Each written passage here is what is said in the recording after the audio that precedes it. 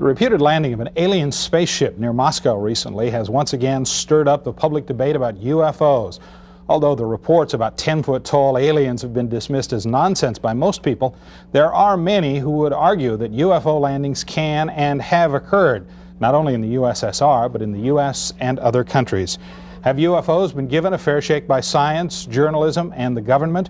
George Knapp joins us now with part one of a cover story series, UFOs, the best evidence. George? Well, Gary and Mary Ruth, some people might object to the use of the words UFOs and evidence in the same sentence. However, there is now a staggering amount of information on this subject, collected not by crackpots, but by respected, mainstream, level-headed people who want to know what, if anything, is going on. What we've tried to do is sift through as much of this information as possible to see if there's anything to it. In part one of UFOs, the best evidence, we explore whether the subject has been treated fairly by the establishment. If you have a question, feel free to give us a call. Hi, you're next on the Billy Goodman thing on KVEG. The eggplant that ate Chicago, you remember that, huh? What was your encounter like, may I ask? Billy Goodman's radio talk show is heard nightly in 10 western states, stretching from Canada to Mexico. Previously, the topic of choice was Elvis Presley's present whereabouts, but the focus drifted into UFOs, and Goodman's phone lines have been lit up ever since. Oh, well, tell us about the last time when you were abducted, the very last time. 3 hours a night, 6 nights a week, the calls come in. Some callers claim to have been abducted by aliens. Other callers say they are aliens. This is pretty wild stuff. Tell me about it. But this is what we get, and it goes on and on and on. The popularity of Goodman's show is but one indication of the persistent public hunger for UFO lore. Despite discouragement by government, science, and religion, this is a story that will not go away. Is it the most pervasive and long-standing mass delusion in human history, or is something else at work here? Prominent sociologists have argued that even if there are no flying saucers or extraterrestrials, the stubborn durability of the UFO legend makes it worthy of study.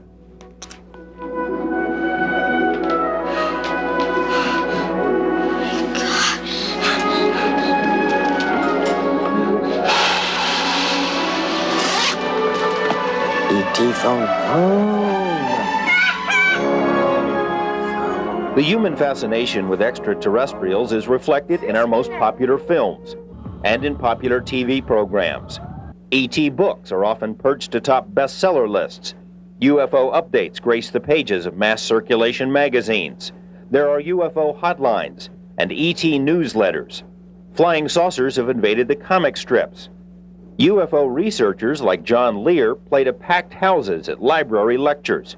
UFO organizations stage annual symposiums at which conventioneers can buy UFO tapes and UFO keychains, hats, and booklets, and more. I was abducted by aliens, and all I got was this lousy t-shirt. Flying saucers are big business, but the profiteering seems incidental to the enduring interest. Millions of people who have nothing to gain believe in UFOs. The most recent Gallup poll shows that nearly 60% of college-educated American adults believe that UFOs are extraterrestrial craft. The higher the education, the more likely the belief in UFOs.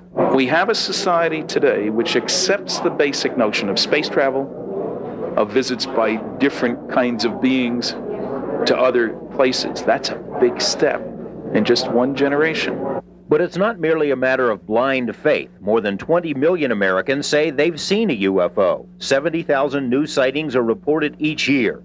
Even the most ardent UFO converts will concede that up to 90% of these sightings are mistakes, misidentifications of planets, or of conventional aircraft, or of military flares, or weather balloons, or other little-known natural phenomena.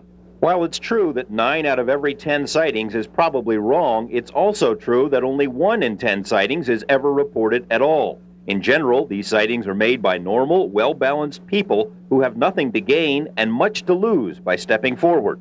It was dark, there was 3 or 4 of us running along, and all of a sudden it was daylight, just brighter than all get out, and yet you could see over yonder that it was dark. A tremendous streak just shot out of nowhere from the right and basically tailgated this plane. And it followed the plane for a very short period, and then it just stopped. No noise, nothing. The same bright red color, and wasn't blinking or nothing. It was just like a ball of light. What I saw were these balls of light traveling from the west to the east, all the way across the sky.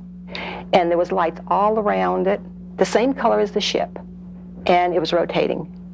It was doing all kinds of maneuvers, zigzag movements, go fast this way and then that way, and then would flip over. And I saw this huge saucer-shaped vehicle, which it was brightly lit, and it appeared to have dark areas, portholes of some sort. Did you see that? You know, did you see that? You know, and everybody saw it, but nobody had an explanation. I do know what I saw.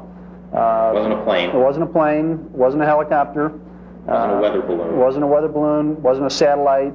It wasn't swamp gas. It wasn't swamp gas. It wasn't any kind of light by itself. There was an actual object. Many UFO sightings occur in broad daylight. Many involve multiple witnesses. The witnesses include pilots and policemen, even a president, people who are trained to be observant and whose judgment is trusted.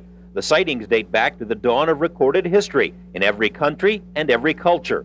UFOs have been around much longer than conventional aircraft, much longer than science fiction writers. There are even references in the Bible to UFO sightings. Some of this might count as evidence in a court of law, but it means very little to establishment science. Most scientists have little regard for UFOs, although few have studied the subject to any significant degree. Odd, considering that mainstream science now vigorously believes that intelligent life elsewhere in the universe is a virtual certainty. Even UFO skeptic Carl Sagan has estimated there may be more than 1 million advanced civilizations in our galaxy alone. Congressional hearings have delved into the possibility, and millions of dollars are spent each year listening for radio signals from deep space. But organized science declines to peek over the fence into its own backyard. The probability of there being another civilization both near us and sufficiently close to us in evolution that they would either can or would be willing to communicate, seems to be a fairly rare thing. Just the probabilities suggest that that would be a very rare thing. Any scientist that takes the time to look at the data and the facts and the evidence accepts the fact that we have UFOs. You have to have an open mind if you simply make the statement that there's nothing to this thing and ignore it. People like Carl Sagan, who's a brilliant astrophysicist, he's never bothered to read the UFO material. To him, there's nothing there, so don't bother me with the facts. In more than 22 years as a hobby of investigating famous, mysterious UFO cases, reports, I have never found one that cannot be explained in prosaic earthly terms. Phil Klass bills himself as the Sherlock Holmes of UFOs and is the world's preeminent debunker. He shows up at nearly all of the UFO conventions, a fly in the ET ointment. Phil Klass dartboards are best-selling items at many of those same conventions. Klass takes that as a compliment. His success at belittling or ridiculing UFO sightings is beyond question, but few people will accuse Klass of sticking to the scientific method. Even UFO doubters concede that Klass has been dead wrong in his explanations of some sightings, that he distorts astronomy for his own purposes, that he accuses UFO witnesses of being liars or hoaxsters, even though he rarely investigates any sightings personally. Even experienced airline pilots, military pilots, can be grossly in error in what they think they've seen. Many UFO researchers are convinced that Klass is a government agent. His years of work as editor for the well-connected aerospace mouthpiece Aviation Week and Space Technology is suspicious to some. I cannot believe that anybody could so persistently be wrong over and over again, making claims which are false demonstrably and so forth, without having been told or doing something that he feels is in the patriotic best interest of the country. He's not so stupid. In the 50s and 60s, it was standard practice for the intelligence agencies to recruit journalists. Mr. Klass, as the outstanding example of that, was, after all, unmarried, very fast typewriter, electrical engineering background, in Washington, D.C., all kinds of contacts, a perfect person to be a spy for either side, for that matter. And so if he wasn't recruited, somebody goofed. You ever worked for the government in any capacity? Never been paid a penny, except when my dear mother died and I got a Social Security benefit. Phil Klass and other debunkers don't have to work very hard to create doubt about UFOs. The subject has attracted more than its share of crazies over the years. The U.S. government has officially decreed that UFOs are bunk. Science has followed suit. Have they been studied to the extent that they need to be? I don't think they have been studied to the extent they need to be. There really should be more study, but again, the problem is most credible scientists have other things that they feel safer doing You know, just because of the fringe elements associated with UFOs. The funding thing hanging over your head, too. I mean, you said you can't get... Oh, hey, you apply to the National Science Foundation, you want to study UFOs, they're going to laugh and throw it out. Without question, there is a strong streak of wacko within the UFO field. Consider the tabloid headlines wherein psychics invite aliens to a Monday night football game, or a girl gives birth to 52 UFO babies, right there alongside the capture of a green Bigfoot and the Wild Bill Hickok was gay expose. Also, psychics and channelers advertise that aliens speak to us through them. I'll tell you what, I'd like to see this sometime. Okay, that's why I'm here, bud. You mean you could do it now? Right now. I want to ask for whatever information comes through to be of interest, perhaps even amusing if that's called for. And whatever energy that comes through not affect the taping.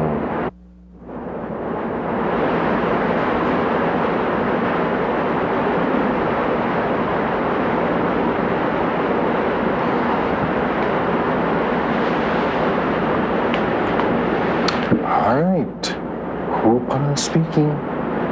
Well, I will respond to questions. Shapiro seems sincere enough, but admits there's no way to verify his claims, and he doesn't care much whether people believe him or not. This approach is a bit too casual for science. The same is true of big-time journalism. Network coverage is quirky and condescending. So what was it? Way up there. Heaven only knows. And that's our news. Do you believe in UFOs? Nah.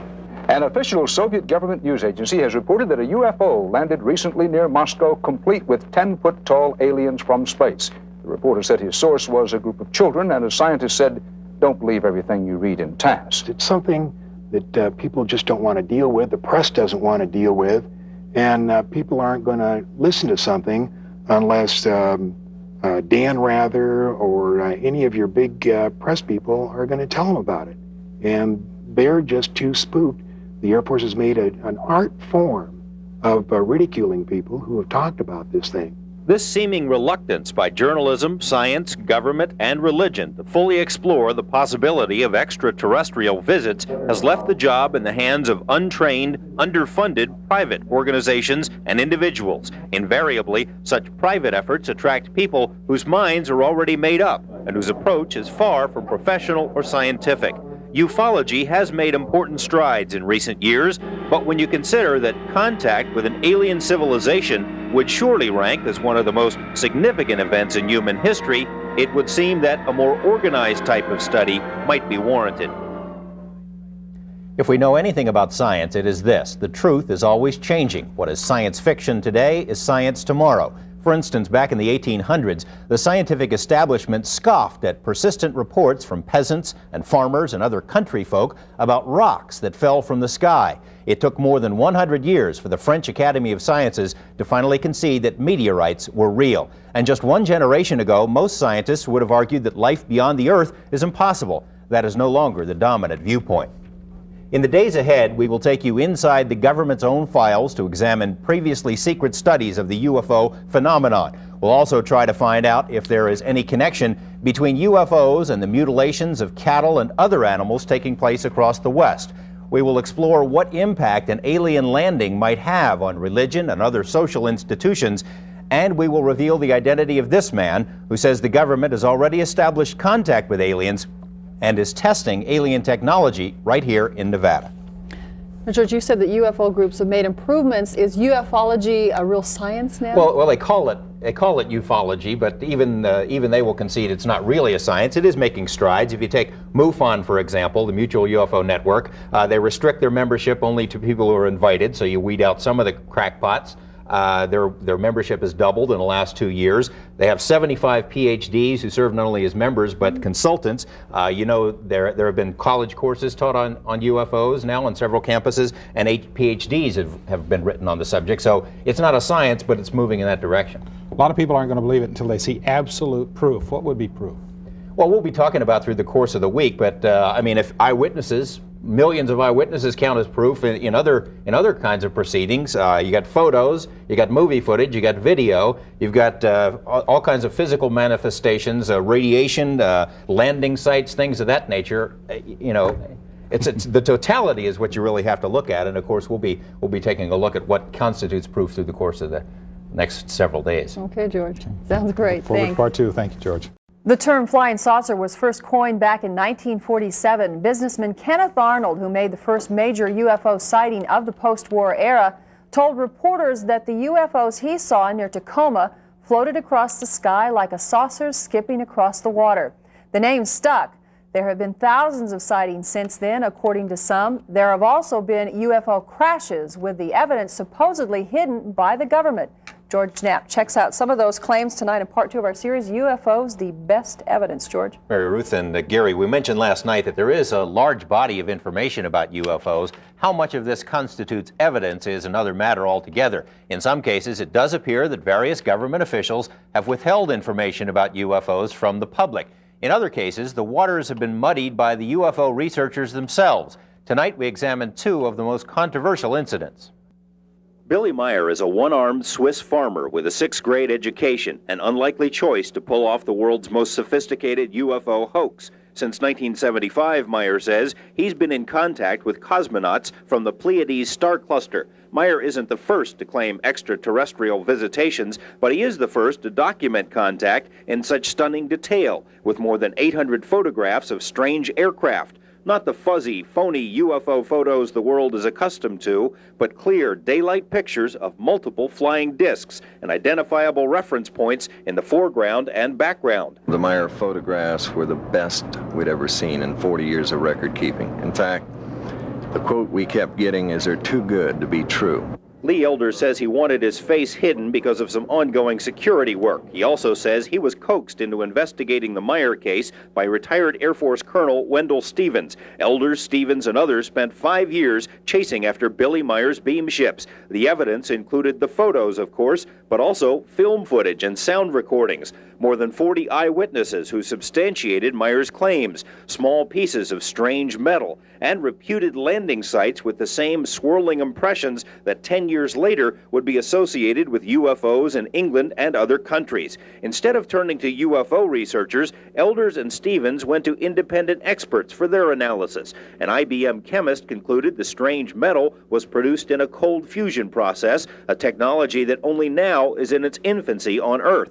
Hollywood special effects artists said the photos and film footage would be extremely difficult to fake, and computer analysis of the photos by NASA's Jet Propulsion Lab and 2 universities found no evidence of a hoax. The bottom line, outside experts independently decided the Meier material is legitimate. I am personally 98% convinced that Meier did have visitations.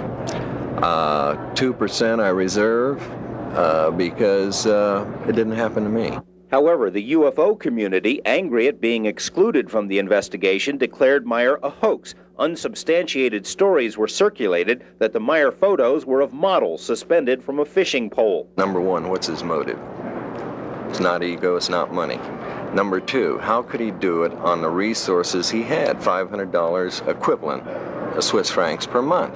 I don't think one man could hoax this case. I don't think a team of men could hoax it. How do you get 40 people to agree to a hoax over a period of time up to 8-10 years? The Mutual UFO Network, or MUFON, also considers the Meier case to be a hoax, mainly because Meier would not cooperate with MUFON's attempted investigation. UFO hoaxes do happen. People build backyard saucers or take snapshots of flying hubcaps, but fakes are rare. Even the Air Force Project Blue Book found few phonies. The number of hoaxes was fewer than 5%. The number of unknowns were more than 20%. The number of psychological aberrations, beautiful way to say crackpot cases, was 2%. The hoaxers may get more press than they deserve because there are a lot of lazy media people around. It's more than lazy media, though. The Meier case, for instance, illustrates ufology's most glaring weakness, the suspicion and jealousy that permeate the field. It sometimes seems as if everyone wants to be the only one who knows the true UFO story. UFO believers end up using the same tactics as UFO skeptics, ostracizing those whose ideas don't conform. Ask John Lear. His contention that ETs are evil is so far askew from mainstream UFO thinking that some MUFON members resigned during a recent symposium rather than even listen to Lear. Lear was accused of spreading government disinformation, the most serious insult that can be made in UFO circles. Ironically, one man who made that charge, author Bill Moore, admitted at that same symposium that he had been duped into disseminating false data planted by the government. Would the government really go to such lengths to discredit UFO researchers? It has, and it does. Some examples. The first man to make a modern sighting, Kenneth Arnold, was investigated by the FBI, CIA, and IRS. They thought he must be some sort of commie spy to make such a report. Later on, CIA experts devised a systematic program of spying on UFO organizations. In one case, a UFO club was not only infiltrated by the CIA, but CIA agents were elected as its officers. CIA scientists, pondering how to make UFO witnesses keep quiet, talked about getting Walt Disney to produce cartoons that ridiculed UFO sightings. They also planned to get broadcaster Arthur Godfrey involved at one point, and most recently, a former Air Force officer with a long history of spreading false UFO information appeared with his face hidden on a national UFO broadcast to explain that the U.S. has alien beings in its custody and that they love to eat strawberry ice cream. To some, all of this has the makings of a government conspiracy. And that's exactly what it is. The government's been lying to the public for 42 years. It's very, very difficult to go back and say, admit that we've been lying to you. 42 years is a long time for the government to keep anything a secret, let alone something as sensational as UFOs. UFO researchers couldn't agree more. They say there have been huge cracks in the cover-up, but that the public and press haven't been listening. At the center of this whole scenario is the conservative New Mexico town, Roswell, which in 1947 was home to the Roswell Army Air Base. These days, the locals use these old airstrips to race dragsters and the old hangars as an industrial park. But 42 years ago, this is where it all began, the birthplace of what some have called the Cosmic Watergate. What happened on that night in July 1947 sounds like the plot of an old science fiction movie. Residents saw a bright object streak across the sky. 70 miles out of town, it exploded, scattering debris over a large area. Rancher Mac Brazel found the strange metallic fragments and days later reported the matter to authorities. Roswell intelligence officer Major Jesse Marcel was dispatched to the scene to collect the wreckage. One thing I was certain of, being familiar with all air activities, that it was not a weather balloon, nor an aircraft, nor a missile. It was something else of which we didn't know what it was. Marcel said the thin foil-like metal was virtually indestructible, with strange hieroglyphics written on it. In his words, it was not of this earth. Base Commander Colonel William Blanchard, certainly familiar with all aircraft of the day, agreed. He called up his press liaison, Lieutenant Walter Hott. He called and said words to this effect: "We've got pieces of what we think is a flying saucer."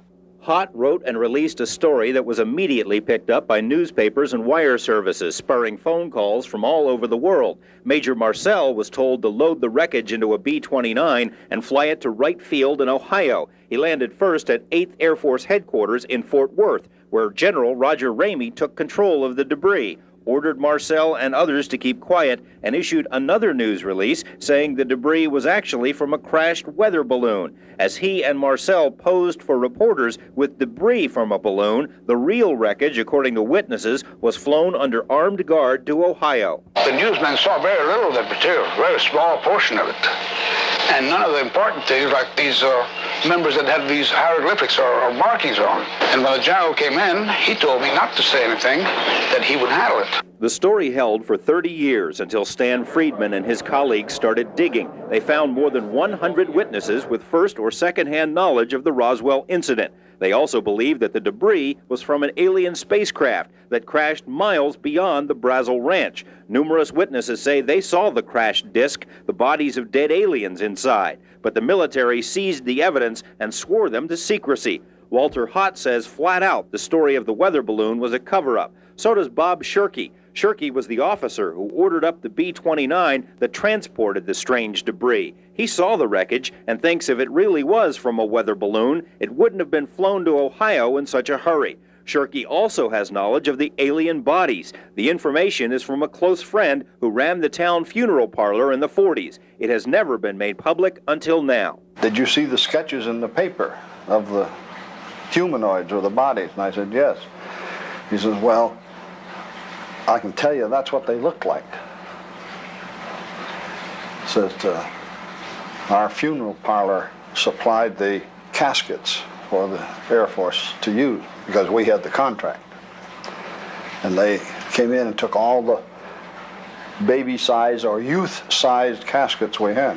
What would an alien spacecraft be doing in Roswell in the first place? Well, in the late 40s and early 50s, New Mexico had more UFO sightings than any other place in the world. Consider one possible explanation. It was at Los Alamos that the atomic bomb was developed and built. The Trinity site is where the first A-bomb was detonated. White Sands is where all post-war missile tests were conducted, and Roswell was home to the 509th, the only atomic bomb wing in the world. If an alien intelligence wanted to learn about human military capabilities, New Mexico was the place to be. The strange sightings and somewhat flimsy excuses continued long after the alleged Roswell crash. Lonnie James was an Air Force radar operator in Roswell in the 50s. He recalls at least 3 instances when UFOs were picked up on radar and seen from the ground. Jets were scrambled, but they couldn't get close. The sweep on the radar comes around every 5 seconds.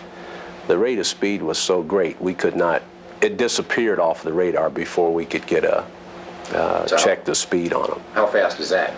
Well, it was well over 2,000, well over. The official explanation for what James and others saw, the ubiquitous excuse, weather balloons. I think you know as well as I do, George, that weather balloons do not behave in that fashion.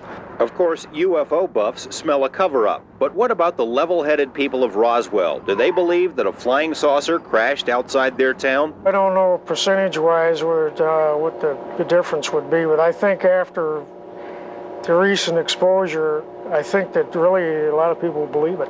An odd footnote to the story. In September, the Roswell incident was featured on the NBC program Unsolved Mysteries. Within days of that broadcast, the people of Roswell started seeing weather balloons. During our interview with Walter Hott, a weather balloon floated over his backyard. Another was spotted on the drive from Roswell to Albuquerque. Is there a vital need for weather data in the New Mexican desert, or is someone trying to prove something?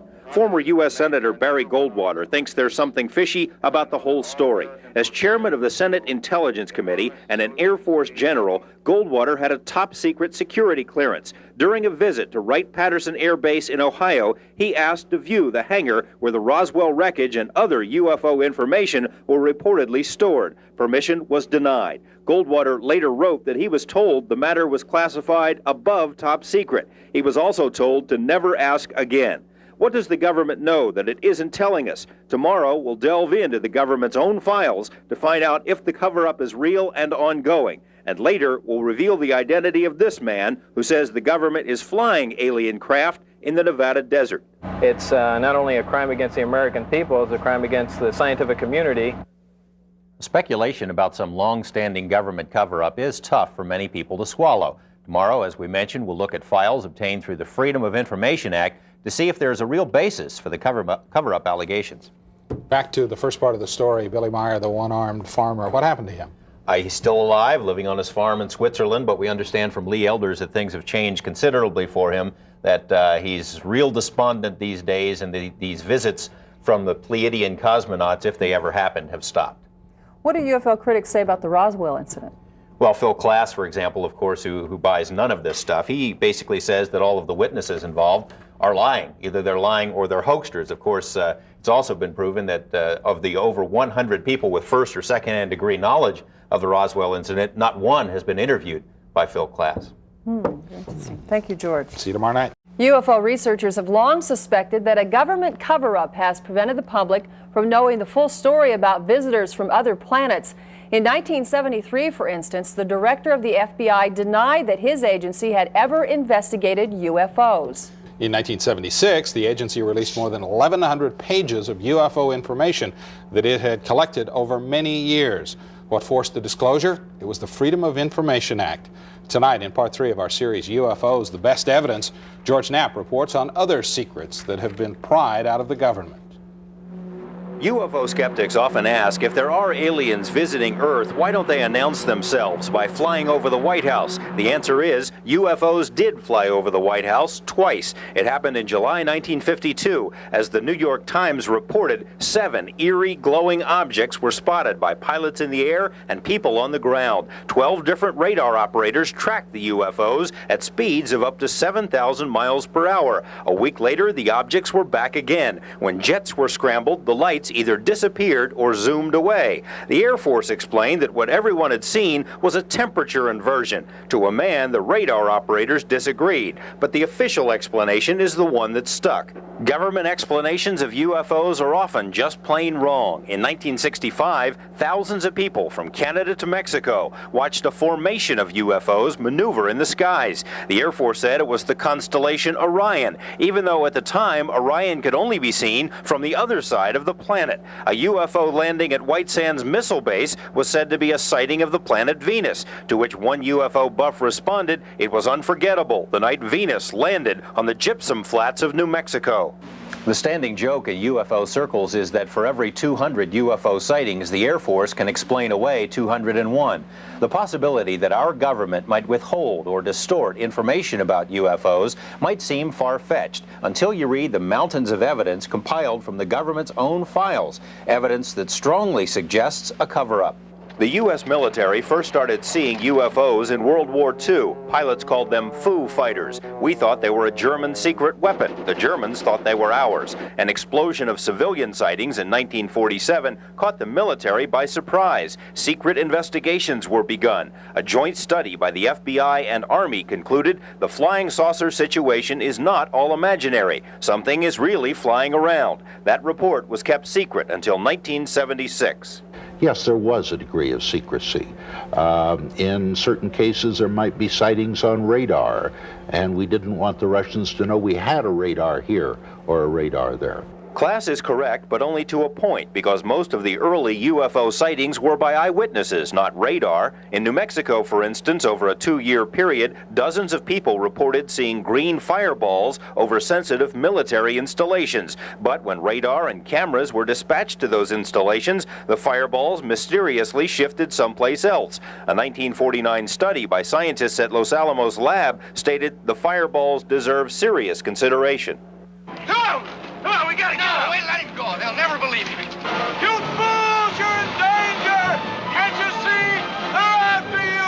They're after all of us! They're here already! Some have suggested the saucer craze of the 40s and 50s was a byproduct of Cold War tensions and fears. Both the U.S. and the USSR conducted secret studies to find out if the other side was behind the UFOs, and both concluded early on that the capabilities of the flying discs seemed beyond human technology. This secret report, done in 1948 by the Air Force and Naval Intelligence, is among the most fascinating UFO documents ever to surface, because it wasn't supposed to exist. A confidential memo at the end of the report ordered that all copies should be destroyed, but one copy survived and was finally pried out of the Pentagon in 1985. It's a study of more than 200 of the earliest UFO sightings, including one that occurred in June 1947 near Lake Mead. An Air Force pilot saw a formation of 6 UFOs. The report notes the UFOs are some type of flying craft, not weather balloons or hallucinations,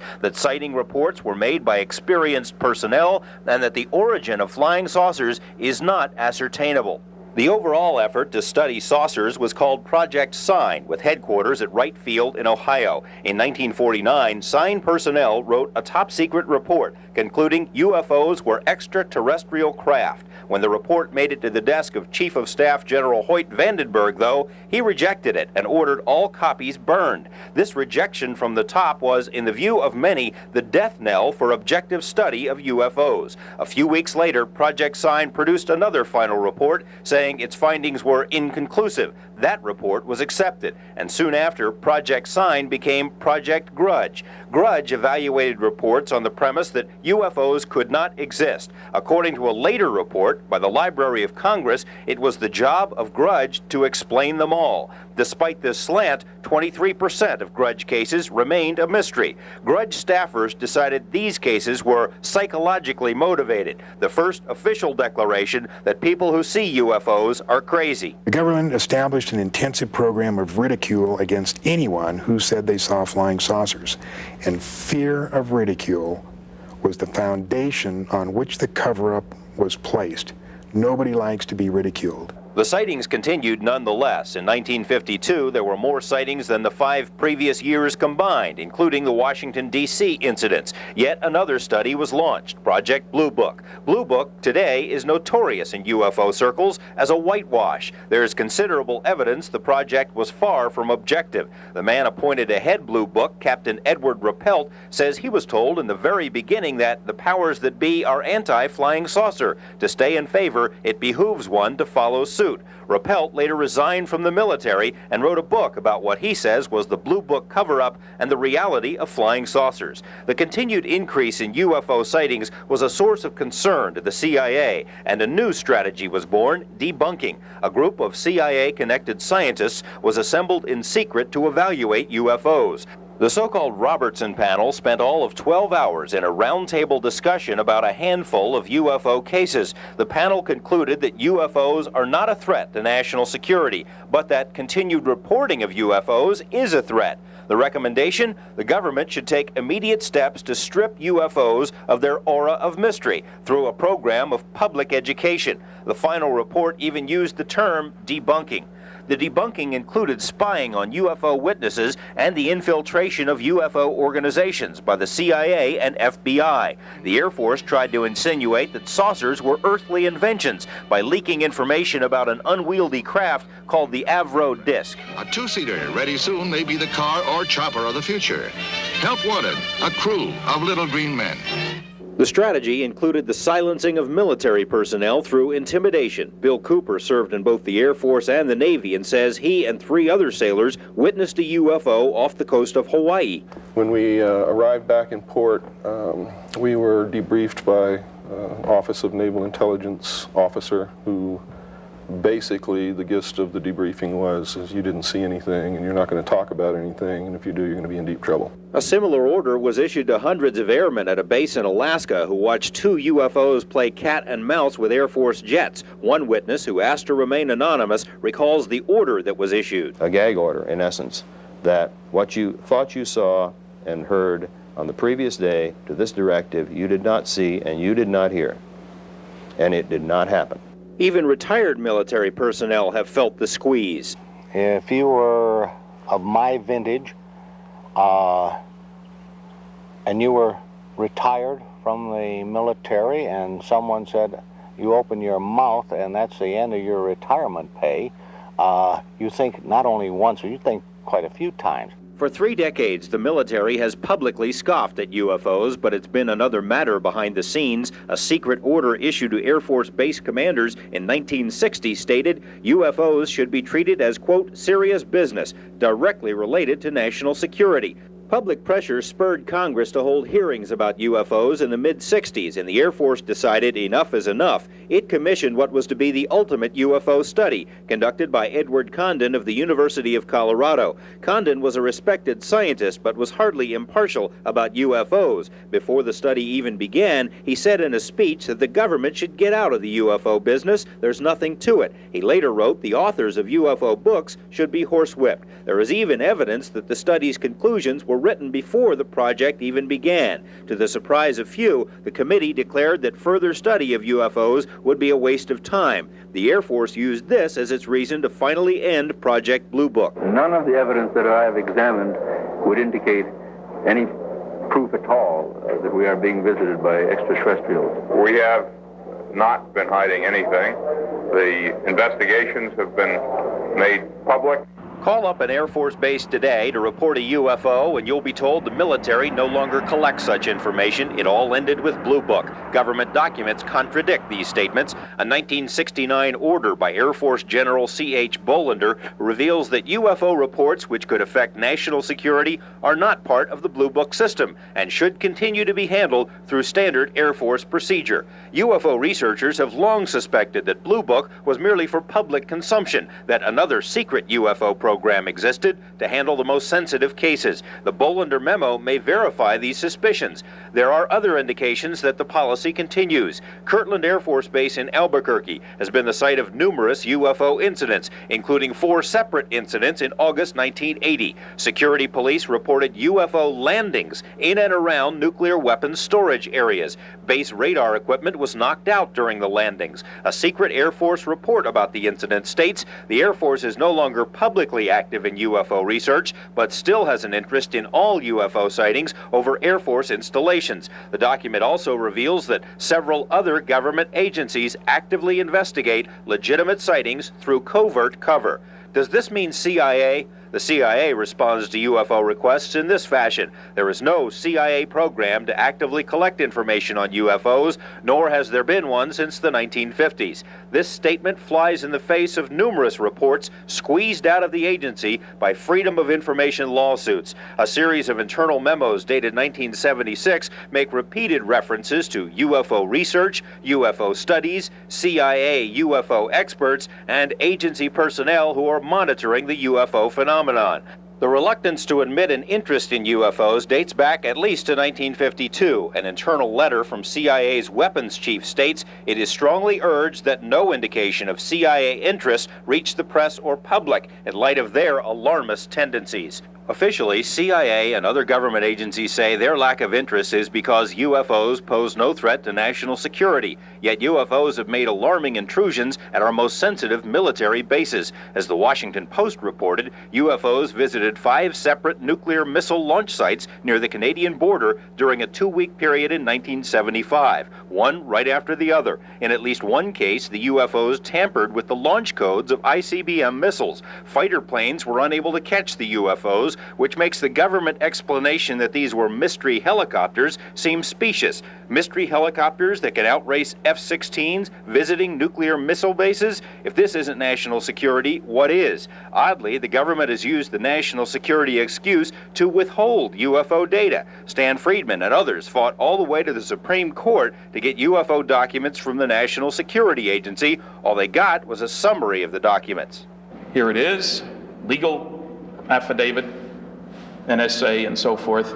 The trouble is, as you start to go through this document, you rather quickly find that a lot of it isn't really there. And I won't stop because you'll see how many pages are really full of good information.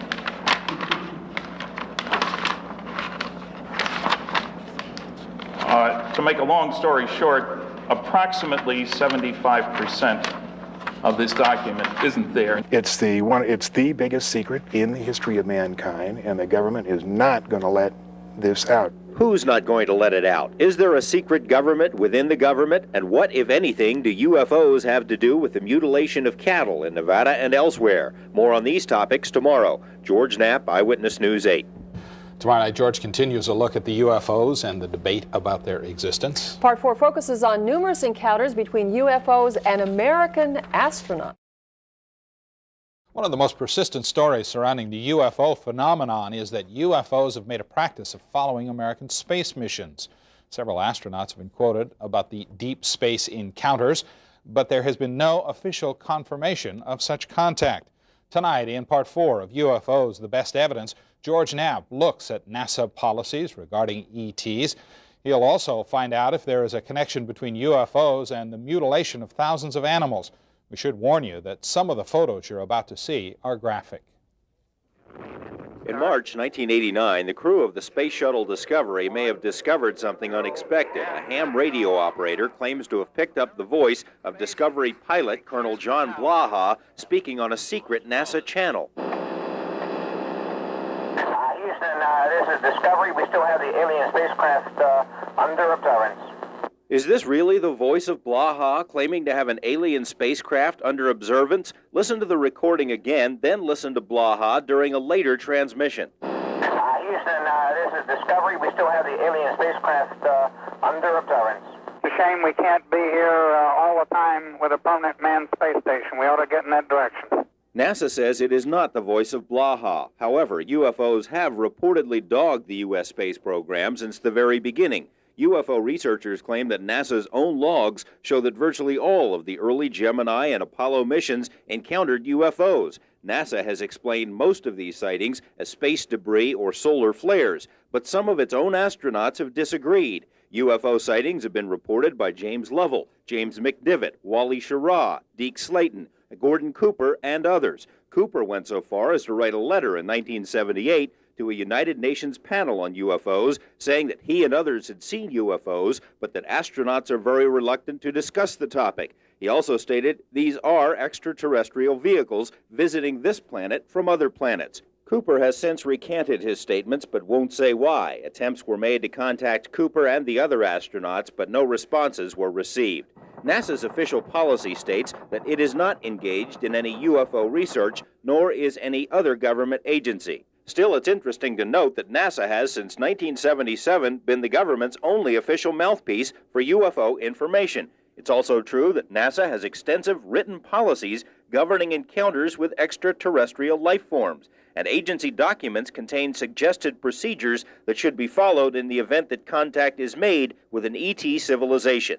UFO researchers believe these policies were created because the government knows a lot more about alien life forms than it's telling us. If there is a cover-up, who is calling the shots? Many people believe that there's a secret government within the government, something called MJ-12 or Magic 12 or Majestic. This document is easily the most controversial in UFO circles. It is supposedly a briefing document prepared in 1952 for President-elect Dwight Eisenhower, explaining that a secret group of scientists and military men had been created by President Truman to study the UFO situation and to keep a lid on it. The chief scientist in MJ-12 was said to have been presidential science advisor Dr. Vannevar Bush. If it's a legitimate document, it establishes, one, that a flying saucer crashed, two, that the wreckage was recovered, 1947, three, that the government has successfully kept that secret since that time, four, that a very high-level group, including, as it happens, the first four directors of Central Intelligence, first Secretary of Defense, etc.,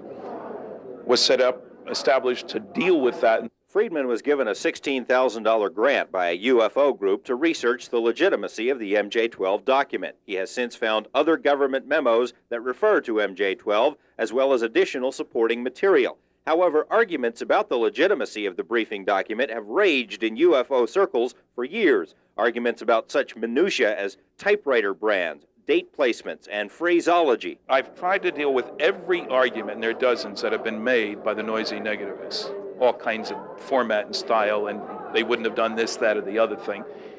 I've found that none of those arguments stand up. However, Philip Klass and others have cast so many aspersions on the MJ-12 document that even die-hard UFO buffs now doubt its legitimacy. But they don't automatically reject everything in it. Whoever forged it, if it's a forgery, may have included enough real information to confuse things, and perhaps to lead researchers on a wild alien chase. There is independent confirmation of some of the MJ-12 details from highly reliable sources. Wilbert Smith, a respected scientist for the Canadian government in the 1950s, wrote this top-secret memo to his superiors, describing his talks with American scientists. Said Smith, in the U.S., the matter is classified higher than the H-bomb. Flying saucers do exist, and they're being studied by a small group headed by Vannevar Bush. This memo was enough to convince the Canadian government to establish its own UFO study program just 2 weeks later. Another source of confirmation is Dr. Robert Sarbacher, president of the Washington Institute of Technology, a key member of the Manhattan Project, and a scientist of impeccable credentials. In this 1983 letter, Sarbacher admitted matter-of-factly that Vannevar Bush was involved with secret UFO research, that crashed disks and alien bodies had been recovered, and that UFOs were highly classified.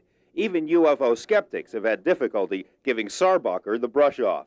If there is or was an MJ-12, it may have had good reasons for keeping UFOs a secret. Perhaps most compelling is that humans can't presume to know why aliens are here, if they are here. The behavior ascribed to ETs by various witnesses is so foreign to us as to seem unfathomable.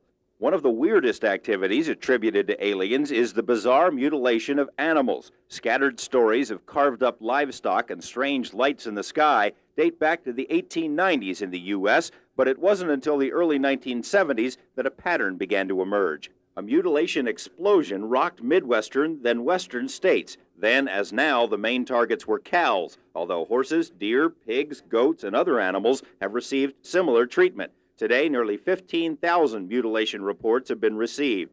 Most often, the phantom surgeons remove sex organs, udders, rectums, eyes, or ears. The carcasses are usually drained of blood, but blood is rarely found on the ground. There are occasional burn marks on or around the dead beasts, and the cutting is performed with scalpel-like precision. It's hard to visualize or even comprehend why someone would drive up and kill an animal and then take the male parts out. I don't know.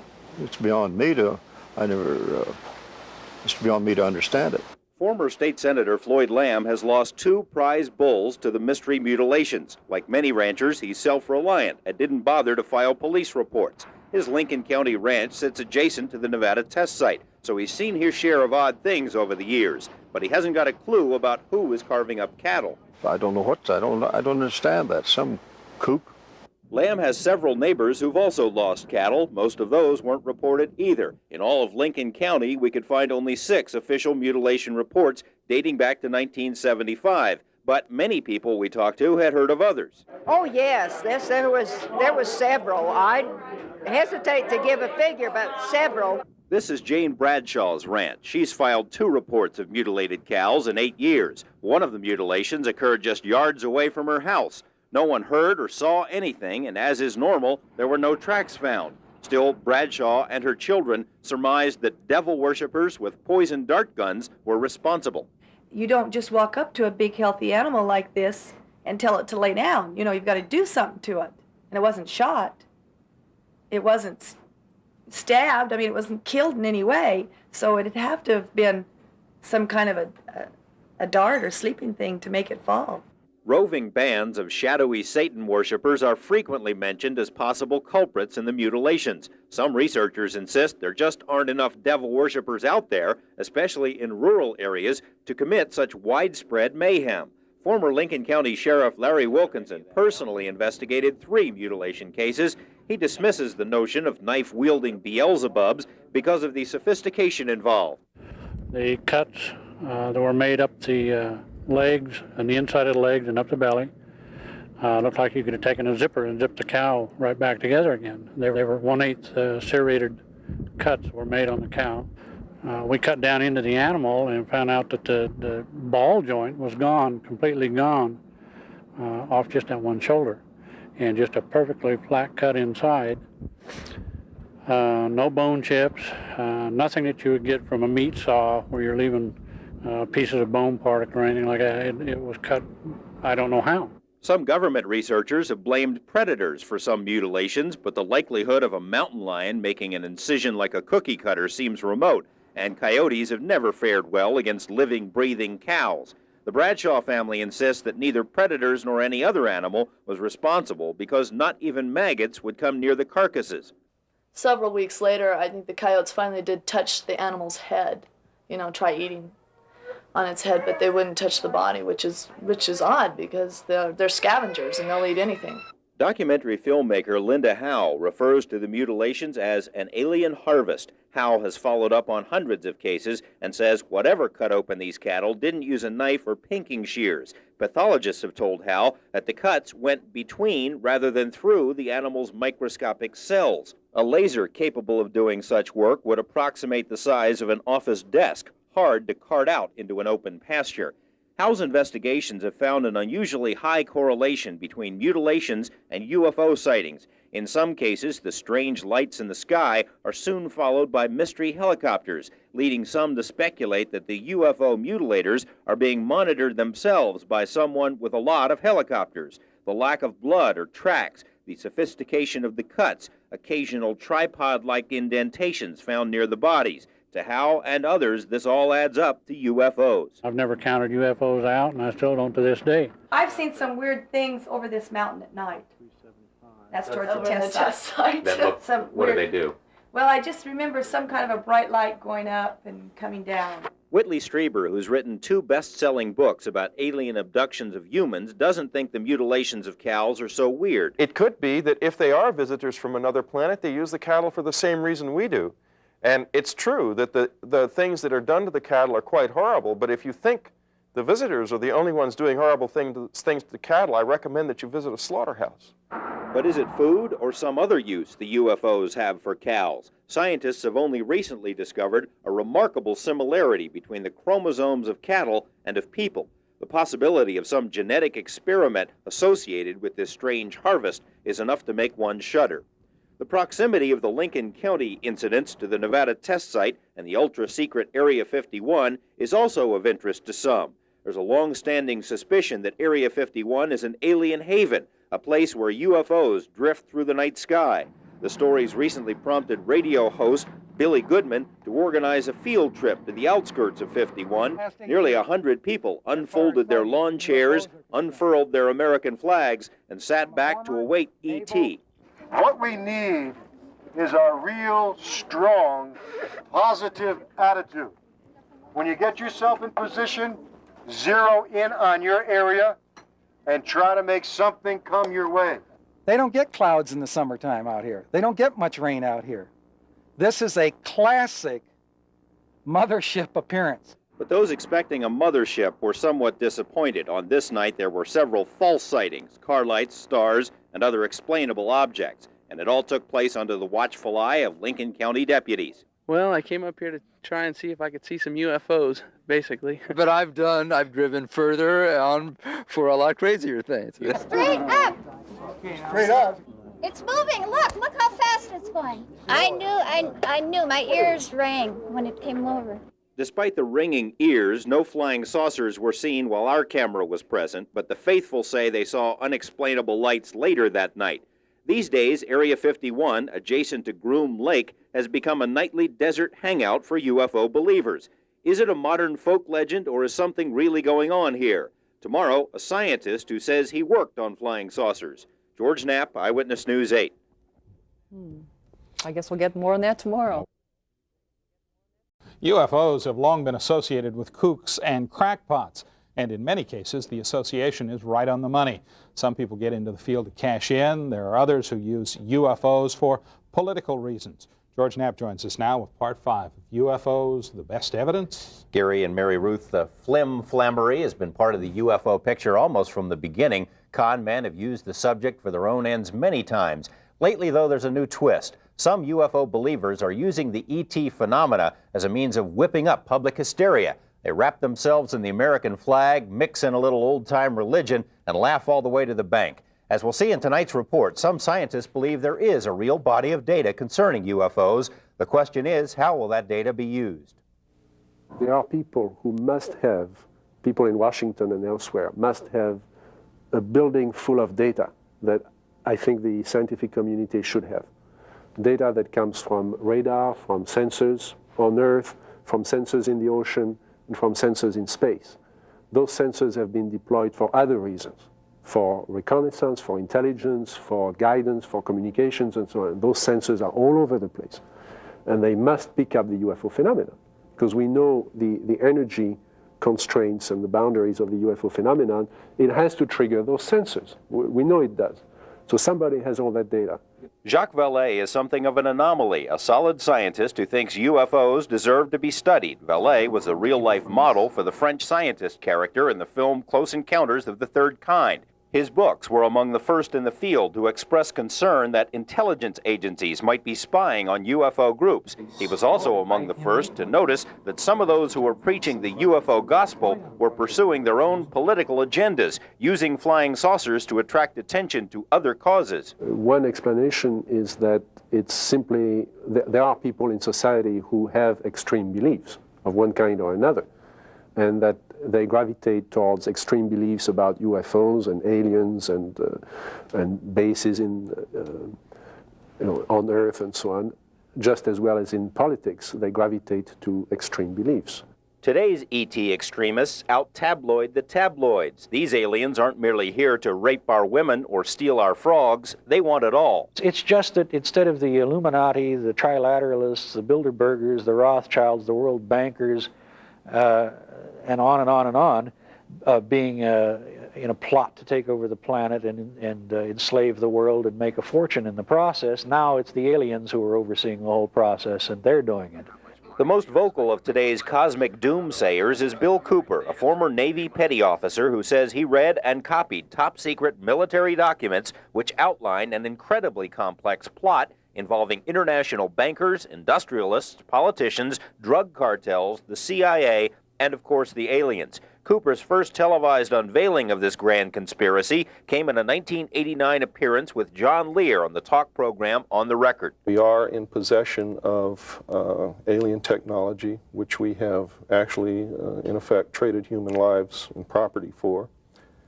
There is a formal treaty, which is illegal under the Constitution, with this alien nation. Everything about it is illegal, and to tell you the truth, in my estimation, just stinks rotten. Like John, after this MUFON conference is over, I think I'm going to get out of this too. But he didn't get out of it. Instead, he jumped into it with both feet. Cooper soon became the featured speaker at UFO lectures all over the West. A January 1989 appearance at the Showboat Hotel in Las Vegas drew 700 people at $10 a head, or $15 at the door. This promotional material proclaimed Petty Officer Cooper to be the nation's foremost expert on UFOs. Who's responsible for this designation? It seems that people, in listening to what I have to say and what others have to say, have made their own determination on that fact.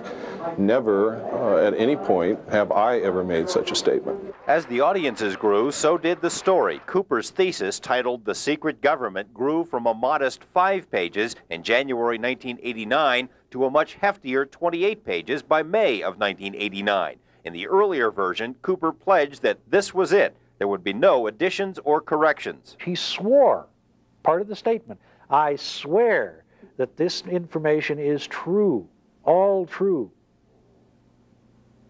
2 weeks later, he changed the story and swore that was true. Then he changed it again and swore that was true. Then he started suddenly assimilating information which he got from other researchers and other individuals and incorporating that into his story and claiming that it was part of the material that he had seen in 1972. According to the Cooper scenario, humans have had a base on the moon since the 1950s, another on Mars since the 1960s. We've recovered dozens of crashed disks and scores of alien bodies. The aliens are here to use us for food and genetic experiments, including mass sterilization, which is why we must hang on to our guns and oppose birth control. George Bush is in on it, so is Henry Kissinger, the Vatican, and most of the nation's leading scientists. John Kennedy was assassinated because he was going to blow the whistle on the drugs and saucers connection. Bill Moore, Stan Friedman, Philip Klass, John Lear, Bob Lazar, and anyone else who questions Cooper's credibility have been written off as agents of MJ-12 and thus part of the plot. So what's the motive? Get rich quick, where he's making thousands and thousands of dollars going around the country. He was in Atlanta last week. And charged $50 a plate for people to have dinner with him so they could ask him questions. You know, the man is, in my opinion, based on the research that I've done about him, and I don't mind saying this on camera, let him sue if he wants to challenge it. I'd love to have him in court. In my opinion, he's a total phony. Total phony. Well, let me ask you, how much money do you make in what you do, and how much do you expect to make? I don't think it's anybody's business but my own. Cooper insists his information came from reports he read in 1972. Moore points out some of the documents included in Cooper's thesis contain entries from 1974, 75, and beyond, and thus couldn't have been read by anyone in 72. When I first met him a couple years ago, he said he could vouch for 50% of what I was saying. Since then, Bill apparently can vouch for 150% of what I'm saying. John Lear was instrumental in bringing Cooper out of the UFO closet, but even Lear now questions Cooper's claims. In 1988, Lear helped an acquaintance compile and write a UFO paper under a pseudonym, O.H. Krill. The name is an inside UFO joke. Krill is supposedly the name of the first alien to communicate with humans. The O.H. was just picked out of thin air. But later, during an interview program, Lear says Cooper stated otherwise. Just out of the corner of my ear, I heard Cooper talking about O.H. Krill. And God, I turned beet red, and I grabbed him and I walked into the living room. I said, "What are you doing?" And he said, "About what?" And I said, "O.H. Krill's a joke. We invented that for some papers." He said, "No, I saw that in the Navy." I said, "That's impossible, Bill. You couldn't have possibly seen that in the Navy. We came up with that last year." So that's one. Cooper's paper states that the basics of his story have been independently verified by two sources, one of whom is Tony Pelham, reporter for the now defunct Las Vegas Bullet newspaper.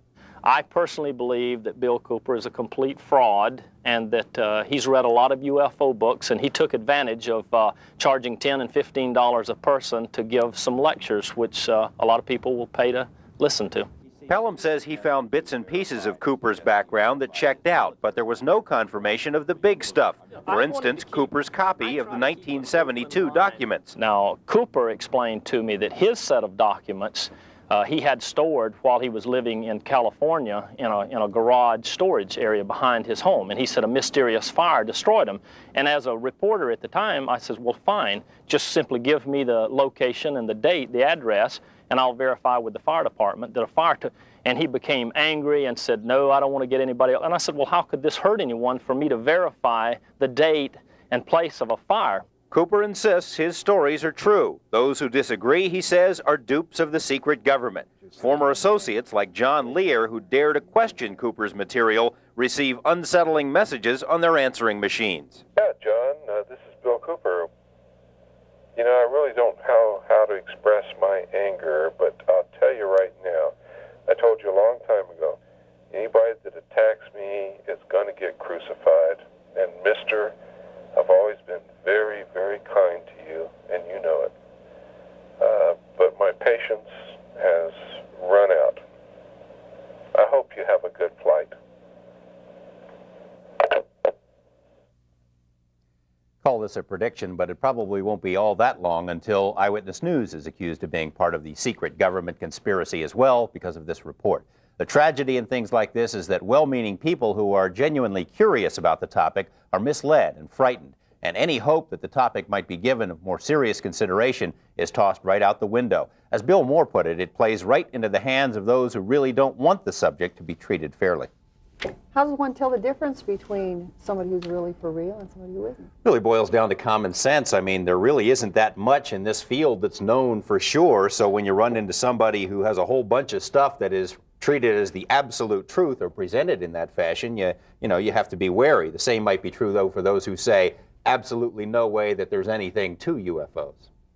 And more next week. I was going to say, you'll be back Monday. Getting into the abduction hypothesis and some of the chicanery that goes on in that field and a number of other topics as well. Okay. Thank you, George. Thanks, George. Former government scientist has alleged that the U.S. military is flying recovered UFOs at a secret base in the Nevada desert. The allegations about the secret facility near the Groom Mountains first surfaced on Eyewitness News last Friday. Scientist Bob Lazar says there are at least 9 of the flying saucers being tested and that they were not built on Earth. George Knapp has more in the continuation of our series on UFOs. Yeah, it's obvious it came from somewhere else other than Earth. Scientist Bob Lazar is convinced that the technology he saw being tested at a secret base in the Nevada desert is of alien origin, and for Lazar, the proof is at least partially in the furniture. One of the 9 flying discs he says he saw at the base, which was designated S4, looks exactly like this UFO photographed in Europe. Lazar called it the sport model. I gave everything simple names. There's the top hat one, and the Jello mold, and the sport model operated, without any hitches at all. I mean, it looked new. If I know what a new flying saucer looks like. One of them looked like it was hit with some sort of projectile. It had a large hole in the bottom and a large hole in the top with the metal bent out, like some sort of, large caliber 4 or 5 inch projectile had gone through it. Even before he saw the sport model operate, Lazar says, he suspected that the ship came from somewhere else. The realization slapped him in the face the first time he glimpsed the inside of the disc. I got to look inside, and it had really small chairs, and I think that was the first confirmation I had. That was just a shocking thing, because every time before that I was able to label it, well, this is just a little advance that a group of scientists had formed, and they're keeping it secret, and yeah, we could have built a big disc like that, that's no problem, and we could have adapted these to make it fly, but why does it have little furniture inside, essentially little seats, and things began to click together just all too fast. A few of the discs had been completely dismantled to find out how they worked, Lazar says, but others were fully operational. A Japanese TV network created this animated version of Lazar's story after his first interview with us aired in May. Lazar says the dramatization is similar to a test flight he witnessed. The bottom of it glowed blue and began to hiss like high voltage does on a round sphere. It's my impression that the reason that they're round and have no sharp edges is to contain the high voltage. Like if you've seen on high voltage systems, insulators, things are round or else you get a corona discharge. In either case, it began to hiss. It's in high voltage, and it lifted off the ground quietly, except with that little hiss in the background, and then that stopped as soon as it reached about 20, 30 feet. Lazar says the test of the sport model was a short one, that it made only a few moves before setting back down. He didn't see who was actually flying the craft, but was very impressed nonetheless. Well, there's no action-reaction system to it. There's no, like in a jet engine, exhaust gas being thrown out, no propeller, no noise. It's just, for all intents and purposes, magic.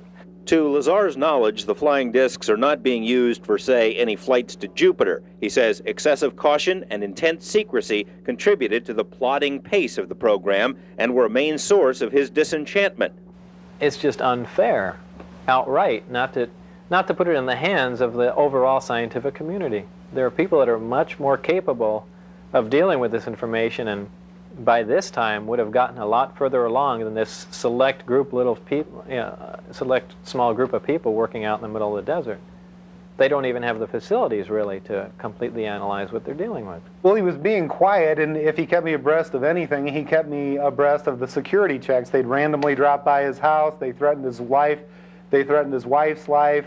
They had done all that, so we really didn't converse. I mean, he really was adhering to the program. Gene Huff is a Las Vegas real estate appraiser, a regular guy who just happens to have a friend in the flying saucer business. He learned about Lazar's S4 experiences only after a long period. Lazar is anxious for people to know that he didn't just run right out and spill the secrets of the universe, and that some things are properly kept confidential. I did not believe that this should be a security matter. Some of it, sure. But just the concept that there's definite proof, and we even have articles from another world, another system. You just can't not tell everyone. A lot of people don't believe that, but I do. When he reached what felt like his bursting point, he took Huff and a few others to the edge of the Groom Mountains to see the flights for themselves. A total of 5 witnesses on 2 consecutive weeks managed to dodge security patrols long enough to see the strange glowing object lift above the mountains. It came up above the same mountain. It moved around. It did a step move. It actually went up in the air like this and hovered, then dropped way down. Then it just floated around and cruised around, and then it started coming up the mountain range. This home videotape was recorded during one of the trips to the Groom Mountains. No way, did you see that move it did? No, I didn't. It went like it went boom, boom. Wow, look how bright it's getting. Look at it now. Getting bright. Not bright enough for me to get the son of a bitch. Here, hold on, right here.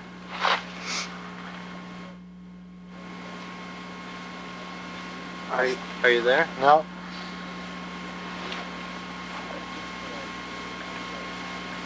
It is bright right now. Admittedly, the tape proves very little by itself because with the distance and darkness, there are no reference points other than the alleged flying disc. But Lazar's information about the time and location of the test flights proved correct, not once but twice. That, according to our off-camera interviews with each of the other witnesses. Gene Huff describes his second sighting. Through the telescope, we had seen it was an elliptically shaped light. You know, that's about, because you can only get so close, even with a telescope, to a secure facility. Anyway, it came by up by us very rapidly.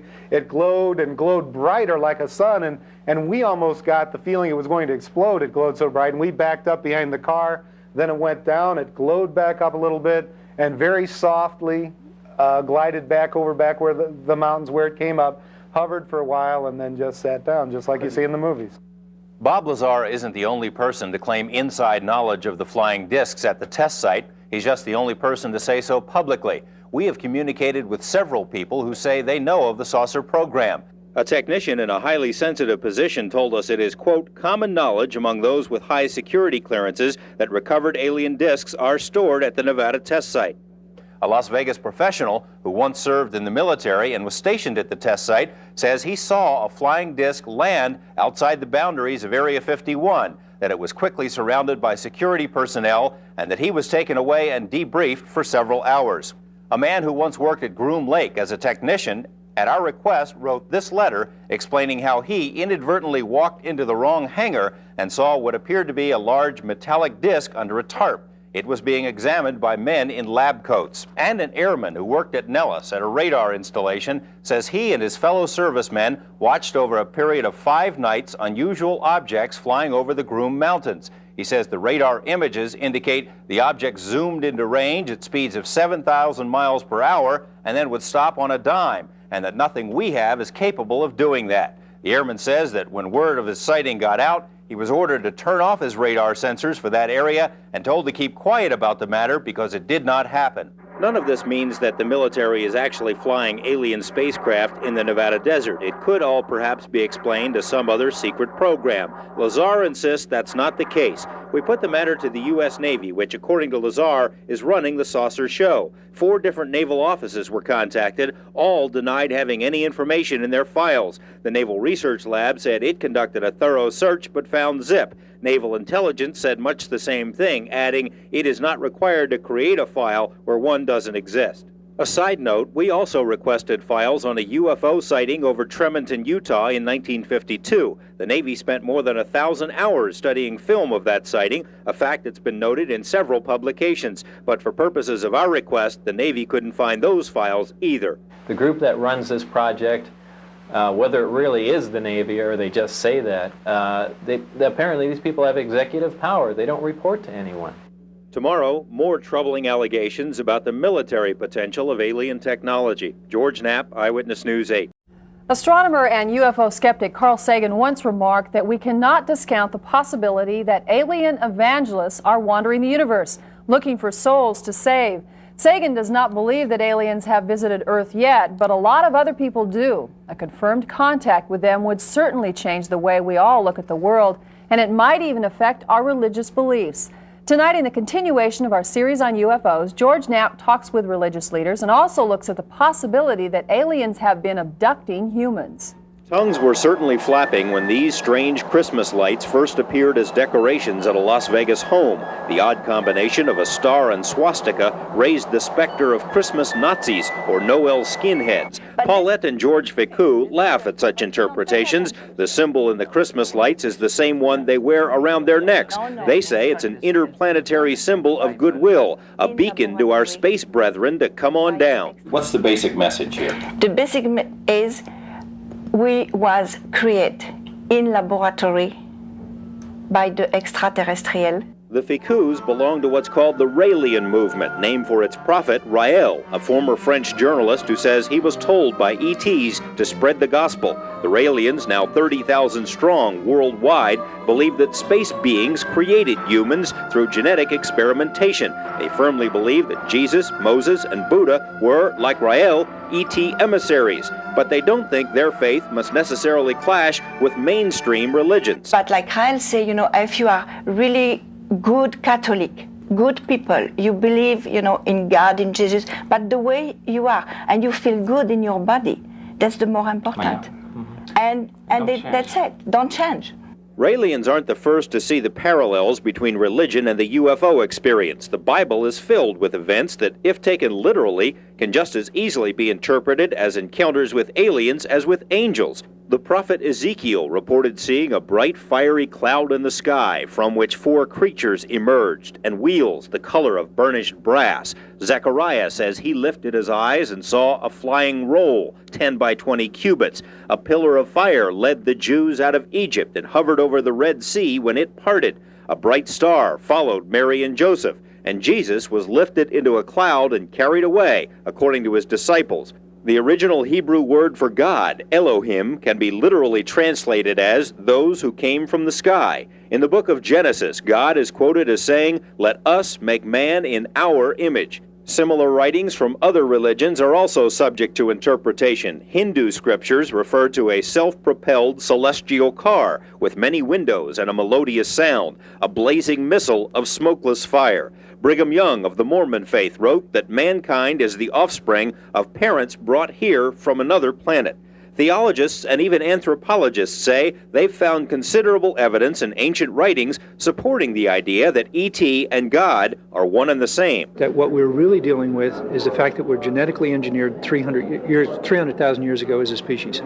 All the archaeological data that we have at this point points to it. Between 4,000 and 8,000 BC, we had just been going along and for hundreds of thousand years not doing anything. All of a sudden, bang, we started making pottery, invented the wheel, invented fire, and everything took off. What was the key that did that? I don't know, but it causes one to think. This concept that humans might have been created by aliens won't be warmly embraced by the major religions. It's about as welcome as Christianity must have been to the Roman clergy. However, religious beliefs may be at the very center of the UFO experience. Some critics have suggested that UFO sightings are made for the same reasons that people believe in God. They want to believe in a higher power that can solve their problems, or because they're searching for something in their lives. The critics think that's why people call in to the UFO talk shows or take trips into the desert in hopes of seeing a UFO. This may explain part of it, but so many of the sightings are made by well-adjusted people, people of all different religious persuasions, that it can't be the complete explanation. Major religions aren't necessarily opposed to the belief that there's life elsewhere in the universe. One Catholic leader told us that a confirmation of alien life wouldn't change much at all in the Catholic faith. Others concur. One of the most beautiful things that was ever said about this to me was said by a priest, an old friend and I think a wonderful priest, who said that nothing like this can do anything except increase the glory of God, and I think he's quite right. Dr. Don Christensen, a Mormon stake president, says Mormons are confident there is life elsewhere.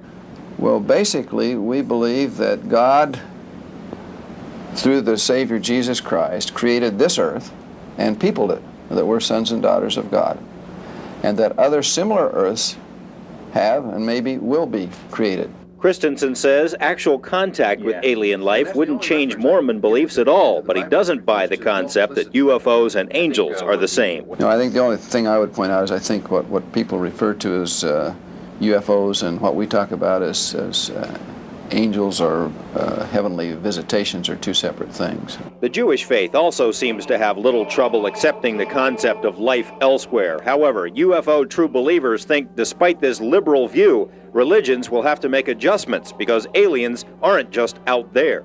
Religion is going to have to deal with the fact that it's not just here. We're going to have to deal, as important as the Copernican revolution, the Earth isn't the center of the universe. Now, man isn't the center. Some people have trouble with that. The radio astronomers think they're going to discover aliens and they're going to act as the middlemen to society, giving them all the secrets of the universe. That has nothing to do with dealing today with aliens being here now. One of the few religious doctrines that has difficulty with the alien concept is the fundamentalist Christian view. Many fundamentalists say UFOs are definitely real, but are satanic in origin. Author Whitley Strieber presents what could be an even greater challenge to contemporary religious thought. Strieber is one of thousands of people who claims to have been abducted by aliens. The alleged encounters follow the same scenario over and over again. Small gray beings with big heads and dark oval eyes pick up a subject, take them off on board a craft, perform medical exams, and then drop them off. Strieber has written 2 best-selling books about his experiences at his cabin in New York. This experience, because it happens at the edge between dream and reality and seems so caught up in mythological symbolism and things like that, it seems to me has got something to do with the soul, and that it may be that that is the primary issue here. I don't know. We don't know much about the soul in our life, in our world, but maybe the visitors are not so blind to the soul as we are. Maybe they do understand it more. Housewife Elka Emmons is one of those who's experienced so-called missing time. She says a UFO followed her car for miles and landed in her backyard. And at that point, I panicked. And I shut off all the lights, and I went upstairs, and I hid in the corner of the bedroom. And as I told you, I sat there for what seemed to be no more than a minute or 2. And then I woke up in the morning. You woke up and where were you? I was in bed in the morning. Yeah. You have the feeling that something happened? Or you don't like to think about it? I obviously lost the time because I don't know how I got in bed in the morning. Emmons fears undergoing hypnotic regression as a means of remembering what happened that night, but many other people have tried it. Their stories are remarkably similar. Psychologists say that's because the human mind will make things up to fill in the gaps. They also say UFOs are so common in the media that the alien hypothesis has been drilled into everyone's subconscious. Others think the abductions are really happening, and for disturbing reasons. We made a deal with them, and their ultimate, what they want to do is regenerate their own race. Now, apparently, they've either had some kind of nuclear accident, or they're on the backside of a evolutionary genetic curve, and they're going downhill instead of uphill. Lear thinks the aliens have been implanting abductees with strange little devices. As proof, he points to this odd item found by British doctors in the placental fluid of a pregnant woman. It looks to them like a microscopic computer chip. They wrote to an international science magazine asking if anyone could tell them what it was. 3 years later, they still have no explanation. This dark side of the UFO phenomenon has given rise to all sorts of conspiracy theories about why they're here and why they remain hidden. Tomorrow, in the conclusion of this series, we'll examine some of these ideas. George Knapp, Eyewitness News 8. Some people say that the UFO cover-up may have something to do with the assassination of John Kennedy. We will look at that tomorrow. The worldwide interest in UFOs just won't go away. Despite discouragement from governments and science and religion, people all over the planet suspect that something is going on and that world governments are hiding something. Will we ever find out the full UFO story? George Knapp joins us now with the conclusion of our series, UFOs, the Best Evidence. George? Mary Ruth and Gary, a few days ago in the comic strip Calvin and Hobbes, Calvin, the little boy in the strip, is contemplating the destruction of the environment. He says to Hobbes, the surest sign that intelligent life exists elsewhere is that none of it has tried to contact us. Calvin may be on to something. As we've learned this week, there is considerable body of information suggesting that the Earth has been visited, but we still don't have the smoking gun. We don't have absolute proof that would be needed to answer our questions one way or the other. Tonight, we look at some possible reasons why solid answers are so hard to come by, and a word of warning, some of the descriptions in this story are graphic. This is not a question of a legitimate national security. This is a question of a few civilian and military thugs usurping the constitutional authority of the Senate and the Congress and the citizens of these United States of America to cover up an illegal transaction made with an alien nation in which American lives were traded for highly advanced technology. If you're looking for the ultimate conspiracy, UFOs are for you. The story has it all. Aliens from outer space in secret alliance with a government cabal, controlled by the Trilateral Commission, selling drugs to finance flying saucer research in a plan to take over the world and put us all in slave labor camps. UFO buff Bill Cooper, for one, says it's all true and that he read it in secret briefings while serving as a naval intelligence officer. No such conspiracy theory would be complete without tying in the John Kennedy assassination. Some UFO people point to this enhanced film of JFK's murder as proof that the gunman was actually the limo driver, a government agent. If you watch it enough times, it almost appears the driver reaches around with his left arm and points a shiny object at Kennedy just as the bullet strikes the president. But what does any of this have to do with UFOs? President Kennedy had taken offense to the sale of drugs to the American people to finance the black projects, and that he thought the American people should know what was happening and that aliens were here and be able to decide their own fate. And for that reason, he had to be killed. Former military officer Bill English says he read the same secret UFO reports as Cooper. He believes space aliens are here to eat us, and says he saw evidence of that while serving in Vietnam when he was sent into the jungle to recover a B-52 that had disappeared after encountering a UFO. English says the plane was found intact, but the crew had been mutilated. Sexual organs have been removed, anuses have been removed, cord to the colon. Blood had been drained from the bodies completely. As far as we were able to tell at that time, there was no blood whatsoever in the aircraft. Most people associated with UFO research don't buy this dark side of the alien hypothesis, although they do believe there's an ongoing conspiracy of silence involving all of the world's major governments. With so much conjecture and so little hard information, it's extremely difficult to sift through the fabrications and fairy tales. But it's clear the subject has caught the attention of some of the greatest minds of this century. Winston Churchill demanded to know the meaning of flying saucers and commissioned a secret British study back in the 1950s. President Harry Truman, suspected by some of creating a panel known as Majestic 12 to study UFOs, stated if they are real, they're not from Earth. Other prominent names have dropped more tantalizing hints. Dr. Hermann Oberth, the father of modern rocketry, made his beliefs clear that flying saucers were from beyond our solar system. Dr. Werner von Braun, in explaining why an American rocket test had mysteriously gone awry, made this statement suggesting that humans were already in contact with a power from beyond. He declined to elaborate.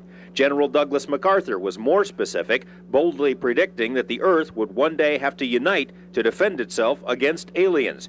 General George Marshall confided to a close friend that UFOs are real and that by hovering over our military bases, they've proven they could blow us to bits if they wanted to.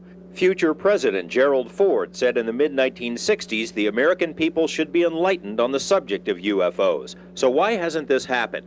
If you accept the gloomy vision of Bill Cooper and Bill English and others, then the government might have good reasons for keeping the truth from the public. In fact, classified studies done for NASA and the CIA have concluded that widespread panic would be a real possibility if contact with aliens was made official. But those studies were made decades ago, and our views of ETs have certainly changed. I think the public can handle it. I think we've been brainwashed pretty thoroughly. If you watch television in the morning, it's all spaced out stuff. You know, Gumpy was abducted and, this kind of thing. Even Friedman admits that alien visitations would cause widespread upheavals, changing the way we look at everything. Would the oil industry suddenly become worthless if we were introduced to new sources of energy or new technology? Would people think of themselves as Earthlings instead of as Americans or Russians or Chinese? A sudden, abrupt announcement would certainly have profound effects, which is why many people suspect we are being told, but in bits and pieces, conditioned over generations to accept the alien presence. I've often wondered, what if all of us in the world discovered that we were threatened by a power from outer space, from another planet? Wouldn't we all of a sudden find that we didn't have any differences between us at all? Ronald Reagan made allusions to alien forces not once, but 5 different times, including a speech before the United Nations. And why did he say that 5 times? Once, it's a nice figure of speech, but he said it in the United Nations. He said it to Gorbachev in Geneva. Gorbachev responded, saying he didn't disagree with him. He said it at a high school in Maryland. Why bring that up unless there was some reason for bringing it up? Friedman says Reagan also dropped hints in private about UFOs. One such incident occurred following a special White House screening of the movie E.T. The story was related to others by producer Steven Spielberg. When the showing was over, Reagan got up, put his hand on Steve's shoulder, and said, fewer than 6 people in this room know the whole story. Now, I have a close colleague that got that direct from Steve. What I'm saying is our society has been brainwashed. The possibility that the government is using the mass media to influence our attitudes about UFOs is an intriguing one and not without at least circumstantial support. Consider the general tone of 1950s sci-fi movies. Grotesque, evil aliens were on Earth to conquer and destroy. It's a far cry from the gentle space creatures we know from today's films. It's interesting to note that Steven Spielberg's Close Encounters of the Third Kind had as its scientific advisor this bit actor with the goatee, otherwise known as Dr. J. Allen Hynek, who was chief scientist in the Air Force's Project Blue Book. On television, we've got ALF and Alien Nation, different approaches to the theme of humans adjusting to an alien presence. Some UFO researchers are convinced that major corporations are participating in the indoctrination process.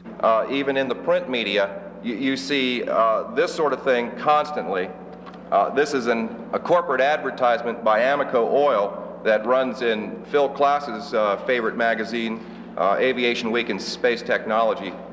And there's no direct reference in the dialogue to this high technology advertisement other than the picture itself. And I think what they're trying to tell us is that the picture speaks for itself. Would private interests participate in the conspiracy? In 1969, several requests were put to the Rand Corporation for copies of a UFO study it had reportedly done for the government. Rand denied any knowledge of such a study, but here it is, written just a few months before the requests for copies were made, and concluding that the UFO field deserved much more study than it was getting at the time. Senator Barry Goldwater also alluded to a gradual release of UFO information. Goldwater had tried to gain access to UFO files and was turned down, but he confided in a letter he'd been told a plan was underway to release the UFO story to the public. As a presidential candidate, Jimmy Carter vowed to completely open the government's UFO files because Carter said he had seen one himself. In 1977, there were hints in national magazines that disturbing revelations were about to be made by the president. They never were, and Carter didn't open the files. We wrote to ask him why, and were told Carter is too busy for any interviews. Perhaps the secrecy isn't the government's idea. Perhaps it originates elsewhere. It's quite obvious that the secrecy doesn't even originate with the government. Why don't the visitors land on the White House lawn and make themselves public? Why didn't they do that this morning? The reason is they themselves are the architects of the secrecy. Strieber, who claims to have been abducted by aliens several times, says that humans should not presume to understand the motives of the visitors. Perhaps they are adhering to Star Trek's prime directive, non-interference with developing species. If the aliens have been observing Earth for any length of time, they've witnessed untold examples of war, barbarism, and environmental destruction. UFOs have been chased and shot at, and would probably be suspicious of any culture that produces dissect an alien games for its children. Maybe they're not ready for us. Are we ready for them? So people are used to the idea that there's probably other life out there. And for it to contact us, I don't think would be a major disruption. So you fear the unknown. If you know all about UFOs, the fact they're here, there's going to be no panic. That's an excuse they've used since the Orson Welles Mercury radio program in 1938. That people did panic. We are far more sophisticated than that. I really would like to know. I really would. And I really would like everybody to know. I think it's extremely important that everybody have the truth. I think people need to realize that, yes, there has been an alien visitation. They're here, and I don't think that will upset people. It might upset them that the government has hidden it, but I don't think they'll fear that aliens have actually been here as much as they fear what possible tidings the aliens may bring. It's true. What I have seen is true. I don't know about the big story, where they came from, what they're like, but certainly these crafts came from another, not just another planet, another solar system entirely, extremely far away, and they're here. What we've learned this week is that the government has lied to us about UFOs, has withheld information, has spied on UFO organizations, and has discredited UFO witnesses. Now, none of this proves that UFOs are real, but it does indicate a disturbing level of interest, government interest, in the subject. If the government won't tell us what it knows, what about science? Well, science is supposed to stand for the investigation of the unexplained, not the explanation of the uninvestigated. And so far, science has avoided the subject like a plague. It's like what Roy Neary, the main character in the film Close Encounters, had to say: all we want to know is what's going on. Maybe this answers my own question, all that black in that one document you showed. What about the Freedom of Information Act? Well, it has been useful. We used it. It's been useful in the past for getting some information out of the government, but it's almost like the only stuff that comes out is what the government wants to release. We filed FOI requests with the Navy, the Air Force, FBI, CIA, and NASA, and got really very little information. And some of the information we requested and were told didn't exist had already been released to other people who had asked for it. So obviously, they're not releasing everything. There are some people who have been fighting the National Security Agency and the CIA to force them to release the documents that we saw in that piece that were blacked out, and the government has withheld it on the grounds of national security. Well, George, a lot of time people call for a congressional hearing. Would that do the trick? Well, I think Congress has held hearings on the subject twice before, once in 1966 and once in 1968. In 66, only the Air Force was allowed to testify. In 68, the witnesses were allowed to talk about UFOs, but they couldn't blast the Air Force to talk about Project Blue Book. Now, if they were going to have another congressional hearing, they'd have to make sure, for purposes of public satisfaction, that it was completely unrelated to government people. People without ties to the CIA, people like that could not be involved with the investigation. We should also point out, though, if you want to get get the real story on this. There are people probably watching this program right now who know a lot about this subject, living right here in Nevada. And our number is in the phone book. We should point out some of these people have already called us, and that this investigation will continue, and that we're planning a 2-hour special, including all the stories we've done so far, later on in this month. Okay. It has been fascinating.